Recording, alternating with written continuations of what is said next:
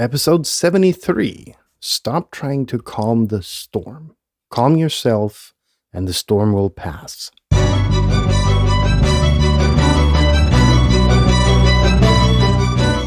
You're listening to the very best podcast in the world on health, wealth, and happiness.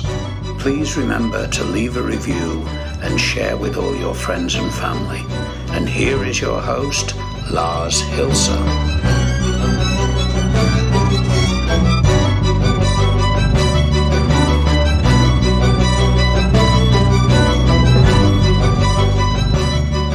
And here he is from the stormy part of Germany. Well, from the stormy part to the stormy part in Germany. That is, moved from the North Sea with its devious storms to another part of Germany with similar storms. Welcome. Contemplating about bullshit. Welcome to the... What is it? This is the 73rd episode of the very best podcast in the world, your only source in the universe for personal supremacy through health, wealth, and happiness. The only source in the universe. You paid attention to yesterday's rhetoric episode, you will not fall for what I just said. Anyhow, short episode today, I think. Maybe I get carried away and we end up with 3 hours. But who the fuck knows? What's about the depth of this quote? I have no idea where it came from. I picked it up many moons ago, put it in my podcast folder, and said, hey, that might come in handy at a different time in my life. And it did. It did, yeah. Sorry, I'm a bit tired. No, it did. It does. Whatever. Stop trying to calm the storm. Calm yourself, and the storm will pass. And there's actually a lot of depth to this quote, wherever it may come from. God bless the author. However, I put it into context with my work as a firefighter, which started over 2 decades ago, almost 2.5 decades ago, when I was 17, entered the fire department, and come my 18th birthday, I was allowed to respond to emergencies together with all of my firefucker buddies. Well, that's what we had on our helmets, at least, to take the edge off. And I noticed the development throughout the years, which was very interesting and very well fits this quote, to a degree at least. It's not a perfect fit, but it does the job in outlining the example about not being too stormy about a situation and why that might be better. Now, when I was young and totally new, and totally inexperienced, and totally making stupid fucking mistakes in life, repeatedly. We were, I think I was 18 or 19. It was the first big building fire that we had. And I just renovated my place, so I was staying with my parents, sleeping on the couch when at, 3:30 in the morning, something like that, an ungodly time when your conventional computer expert usually goes to bed, just about that time of day. The sirens rang. We still had them, the air raid sirens, which you sometimes hear in movies. That was in Germany many moons ago the normal way to alert the local fire department that shit had hit the fan. So my mom, because I am a very healthy sleeper, came running down into the living room and saying, hey, there's a fire. And I said, where? Instinctively. Anyhow, long story short, rushed up, got my shit out of the car, my boots and my pants, the regular gear that you carry. I would always have that in my car because I was very mobile in those days. and put everything on, drove to the fire station, got on my truck, sat in there. We got the alert message, which said that there's a house on fire. They didn't know if there were people in there or whatever. That, interesting development. We didn't know more at the time. So we took off. And while we were driving, which, in an 800 soul community isn't all that far, it took us about 5 minutes to get there. During those 5 minutes, I was trying to put on my gear, but we had such a good driver that, it was more of a hassle than anything else.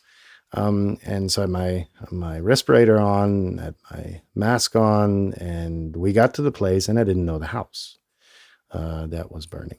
And I knew the place pretty much inside out. And so this new house was kind of very interesting because I'd never seen it before. It turns out it was hidden away in very romantic property. Long story short, we were there, and the moment I got out of the car, looked at the house, it was fucking mesmerizing. The force of this fire was just out there. Now, we didn't know whether there were people inside, so we had to kind of evaluate the risk. Was it worth going in there to check? Is there a probability that the people are in there, or would we end up fucking ourselves up? And so we decided to go in because we didn't know. And, like I said in the episode, assumption is the mother of all fuck-ups. It's an earlier episode you might want to listen to. We didn't want to assume. We wanted to be sure. So we went in, and I was so excited. I was shivering. I was, not really lured to all my senses. They were running amok, the heat, burning your beard hair away from that was sticking out of the mask. Then you had, a variety of other issues that were it was just a sensational overflow of shit that was coming in and that all of your senses were trying to process. And it was interesting. The house ended up burning down to the ground. Including the chimney, which in German insurance practice is very important that falls.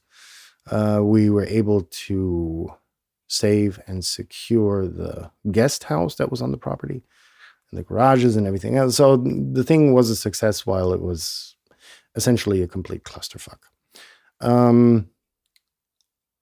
Where do I want to go with this? Fast forward, I don't know, maybe 15 years, and a certain routine had developed. While you wouldn't be all excited and you wouldn't follow necessarily the procedures because, with a certain set of experience, they don't really make sense anymore. And you develop a certain distance to the shit that happens. You don't necessarily feel sorry for the homeowner. Well, that's wrong formulation there. You do still feel sorry for him, but you're distanced. You're more distanced towards the situation than you were, when you lacked that experience. So I remember one call we got in the middle of the night as well. I was still programming. Meanwhile, the sirens were decommissioned. We all got our little pagers, which were similarly useless because they didn't have reception anywhere. And yeah, we got a call that we were supposed to get assist in a medical transport. Guy had a heart attack. The house was kind of small and tiny, and so we had to transport him down a flight of very complicated wooden stairs to kind of move on. So instead of going to the fire department firehouse, whatever, I went directly to the place because I knew where it was and said, hey, you had such a routine. You were not excited anymore. It was normal, and it had gotten a piece of normality. And that's kind of like the point. which the point of the episode. I went in, opened the door. The EMTs were upstairs. The doctor was upstairs. The guy was in severe cardiac arrest. I went in and said, "Hey, it's the fire department." And there was there was a certain amount of distance that I had because, if with every dead person that you see or every injured person that you see, you have to build up a wall to kind of move away from it. But I'm getting carried away. So as opposed to 15 years earlier, I had gradually become calmer from the get-go. Now, the example I mentioned first, I did end up being calm in the house because despite all of the shit being picked up by your senses, you still, have to get this basic calmness and chill because you have to be alert because at any time, a beam could be crashing down or whatever, the house could cave in or whatever it is, a billion things can happen and that you think of, and the billionth and first is what kills you. And so you still had that, but the excitement was totally gone. I, instead of running to the car, putting on my stuff, I walked to the car, didn't put on half of my gear, because I was expecting to transport this dude down the stairs. It's kind of like the development that you make from experience calms you to a degree where even the most exciting and exhilarating situation will just pass by you. And it's a very interesting observation and very well fit this quote, which I find, very interesting coming from the sea and having been exposed to storms so much of my life. That being said, I hope you've had a successful day. I hope you, if you've had your successful day, you may have a good night. My random ramblings for today are over. I hope that you remember to share this episode with your friends and through all of the social channels that are available to you. And do subscribe to the podcast if you haven't already. In that sense, I shall see you tomorrow when we're going to talk vaguely about control. All right. Stay cool, take care, and see you tomorrow.